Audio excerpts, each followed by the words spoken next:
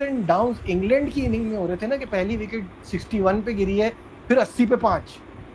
तो उसके बाद मेरी उम्मीद तो यही थी कि 180 200 बन जाए, बड़ी बात, सही है। फिर ये पहुंचा देते हैं 258 तक। वहां मुझे लगा ये आज भी नहीं जीतने देंगे, क्योंकि वो जो एक आप नीचे से ऊपर आ जाते हैं ना गेम के अंदर ही, तो फिर वो सामने वाली टीम पे बड़ा प्रेशर आ जाता है। बट सही हैंडल किया इंडिया ने। बिल्कुल सही कहा। हमें भी ऐसे लग रहा था कि यार कोई मैच जीत के भी जाएगी इंडिया, लेकिन ये एक उम्मीद थी कि सीनियर प्लेयर्स आ जाएंगे, टोटली डिफरेंट टीम हो जाएगी। जैसे बासत भाई कह रहे थे, हम लोग कह रहे थे अच्छी जीत, लेकिन गिल क्या खूबसूरत खेला। कोई स्कोर नहीं किया कोहली ने, कोई स्कोर नहीं किया रोहित ने।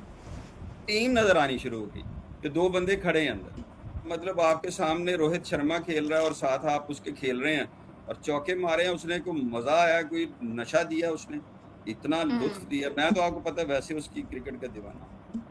तो क्या क्या उसने शॉट्स मारे हैं, क्या कवर्स मारी हैं, क्या उसने वो मतलब मिड विकेट वो अपनी फ्लिकें मारी हैं, मजा आ गया। Is going to kill the England उनके होम ग्राउंड के अंदर। और जिस तरह से आज परफॉर्मेंस हमें देखने को मिली है, seriously he deserves to be a prince and he is prince for a reason. नहीं, उसने क्राउन ले लिया है भाई, ये क्राउन ले लिया उस captain Shubman Gill leading from the front. भाई जब से ये बंदा कैप्टन बना है ना, तब से भाई इस बंदे का प्राइम चल रहा है। आज भी भाई विराट और रोहित जैसे ही आउट हुआ, उसके बाद लगा कि भाई खेला खत्म हो गया इंडियन टीम का, लेकिन शुभमन गिल भाई खड़ा हो गया है अभी। क्या शुभमन गिल ने इस इनिंग से ये साबित किया है कि जहां पे टेक्निकली जो इंडिया के ऊपर एक इल्जाम आता है कि पार्टी पिचों पे इनके ओपनर अच्छा खेलते हैं, बट जहां टेक्निकली खेलना होता है थोड़ा वीक होते हैं, तो क्या इंडिया को अपनी T20 में भी एक टेक्निकली साउंड ओपनर डालने की जरूरत है, जो कि अभी T20 टीम में थे और वहां से निकाले गए, और फिर वनडे के तो वो कप्तान है ही थे। घुस गया ना शुभमन गिल, आज घुस गया ना अंदर। बेटा मुझे बता ना, पहली फुर्सत में आज तो मुझे बता दे कि शुभमन गिल अंदर घुस गया कि नहीं घुस गया। सर वो 80 रन करके जा रहा है, वो तो शुभमन गिल तो सारे जो है वो उसके जो है वो क्या कहते हैं उसे, सारे उसके मसल्स जो है वो पुल हो गए हैं। वरना उसने पूरा जो है वो पूरा अंदर करके जाना था, तभी 80 रन के ऊपर, तब नहीं था छोड़ के जाना। बाद में आपने एक आध जो है आउट कर लिया तो कुछ नहीं हो गया भाई। जीत किसकी हुई? जो आर्चर ना बाहर निकल या वन साइडेड मैच को भाईजान लॉक कर गया है। और सिर्फ क्या हुआ है भाईजान, आज के मैच में आपकी सिलेक्शन अच्छी हुई थी। आज की मैच में आपने मेरिट पे बंदे सिलेक्ट किए थे। आज के मैच में आपने कुछ एक्सपेरिमेंट करने की कोशिश नहीं की, कुछ ओवर कॉन्फिडेंस होने की कोशिश नहीं की, सिर्फ सारी की सारी चीजें आपने टिक की हैं। और फिर क्या हुआ, फिर इंडिया अपना आराम से मैच जीत गया। आज के मैच की बात करते हैं, मतलब यार इंग्लैंड वाले 258 करके भी इस मैच में वापस आ चुके थे जब विराट कोहली और रोहित शर्मा की विकेट गिरी थी, क्योंकि भाई तब एक पार्टनरशिप चाहिए थी। जितनी मेच्योरिटी के साथ, यकीन करो, शुभमन गिल खेल रहा ना, जब से उसको कैप्टनसी मिली है टेस्ट क्रिकेट की और वनडे की, मतलब मैं एक अलग शुभमन गिल देख रहा हूं। लाइक इतनी मेच्योरिटी के साथ वो बंदा बैटिंग करता है, इतनी हम्बलनेस के साथ वो बंदा बैटिंग करता है कि लाइक उसके लिए कुछ चीज इम्पॉसिबल लगती ही नहीं है। लाइक उस पर तो जरा बाद में आता हूं। जरा सबसे पहले मैं मैच की पूरी बात कर लूं। इंग्लैंड ने भजन 258 रन बनाए हैं, और 258 रन इस पिच पे कहीं ना कहीं बड़े अच्छे रन थे, क्योंकि इधर आपको बॉलर्स को अच्छी खासी मदद मिल रही थी। मतलब जिस बॉलर के पास दिमाग है ना, जिस बॉलर के पास अच्छी लाइन लेंथ है, अच्छी पेस भी है, वो बंदा इस पिच पे कभी भी नाकाम नहीं था हो सकता। ये आपने जसप्रीत बुमराह की तरफ से भी देखा, ये आपने आर्चर को ले लो या आप सैम करन को ले लो, आपने देखा कि यार कम से कम उनके पास लाइन और लेंथ थी, उन्होंने इस पिच के ऊपर डोमिनेट किया। अगर अप्स एंड डाउन इंग्लैंड की इनिंग में हो रहे थे ना कि पहली विकेट 61 पे गिरी है, फिर 80 पे 5। तो उसके बाद मेरी उम्मीद तो यही थी कि 180 200 बन जाए, बड़ी बात, सही है। फिर ये पहुंचा देते हैं 258 तक। वहां मुझे लगा ये आज भी नहीं जीतने देंगे, क्योंकि वो जो एक आप नीचे से ऊपर आ जाते हैं ना गेम के अंदर ही, तो फिर वो सामने वाली टीम पे बड़ा प्रेशर आ जाता है। बट सही हैंडल किया इंडिया ने। बिल्कुल ऐसे ही देखिए, वो भी एक नंबर 1 टीम आप कह सकते हैं। T20 में हुई है, 4-0 से T20 सीरीज उन्होंने जीती है, तो कॉन्फिडेंस उनमें भी है। फिर जो रूट जितनी देर क्रीज पे है, तो एक बंदा तो जज करता है ना कि नहीं यार जी, ये जितनी देर क्रीज पे है इतना टोटल तो हो जाएगा कि एटलीस्ट फाइट हो सके। तो वो जो रूट ने अपनी क्लास दिखाई, फिर लियम डॉसन ने जैसे बैटिंग की है नीचे से आगे। भाई असली काम लियम डॉसन का है। जो रूट तो खड़ा भी रहता तो इतने रन नहीं बन पाते। लियम डॉसन की आज तक एक 50 नहीं थी, 10 की एवरेज है वनडे में। बड़ा मुश्किल होता है किसी भी टीम के लिए 4-0 के बाद उठना, जीतना। सीनियर ठीक है, रोहित ने नहीं किए हैं, विराट कोहली ने रन नहीं किए हैं, लेकिन बुमराह का एक प्रेशर तो नजर आया है ना।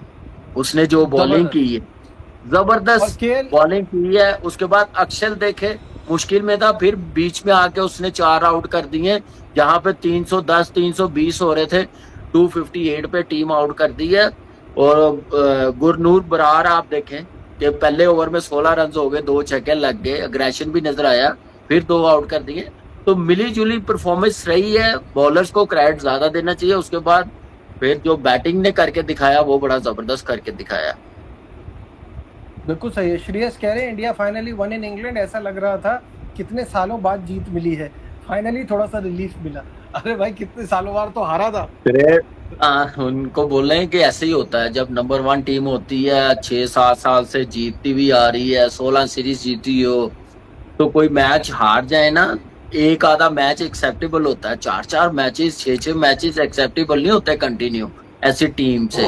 तो वो भी एक चीज है। बिल्कुल सही कहा। हमें भी ऐसे लग रहा था कि यार कोई मैच जीत के भी जाएगी इंडिया, लेकिन ये एक उम्मीद थी कि सीनियर प्लेयर्स आ जाएंगे, टोटली डिफरेंट टीम हो जाएगी। जैसे बासत भाई कह रहे थे, हम लोग कह रहे थे कि ये team far better on paper लग रही है और अच्छी टीम लग रही है। तो वही रिजल्ट दिखाए हैं। और बैटिंग में यार इतना इजी नहीं था। आप देखें कि बॉल इवन नहीं आ रहा था।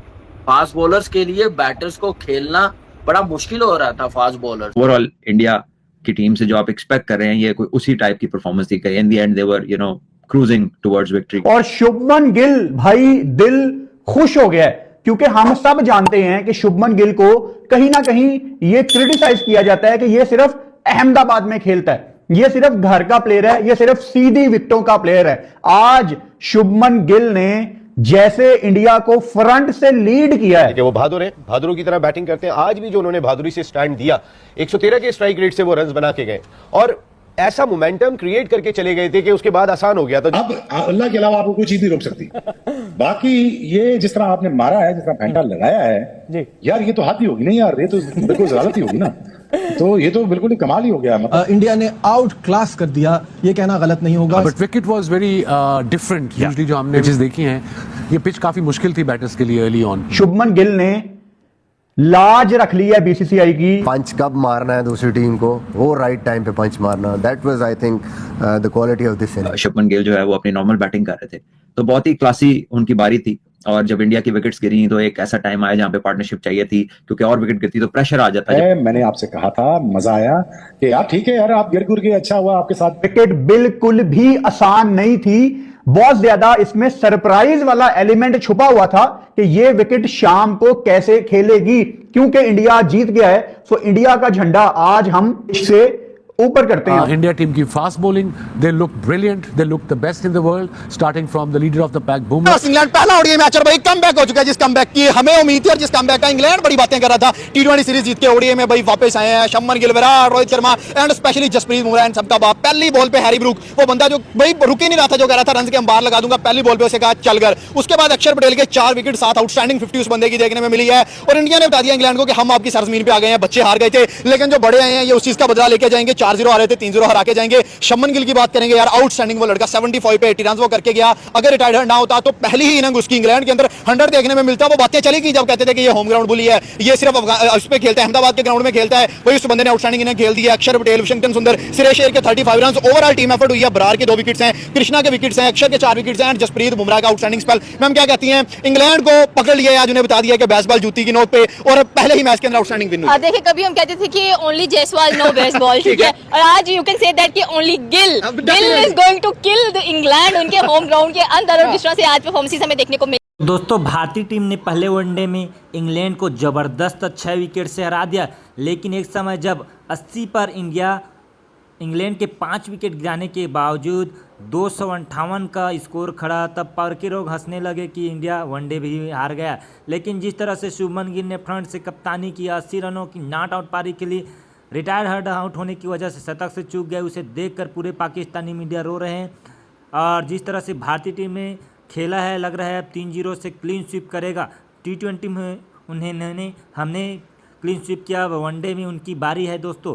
आपको क्या लगता है दोस्तों, क्या पोर्की को रोने मौका मिलेगा या हंसने का मौका मिलेगा? कमेंट में जरूर बताएं। वीडियो को लाइक, चैनल को सब्सक्राइब कर लीजिए। मिलते अगले वीडियो में। जय हिंद, वंदे मातरम।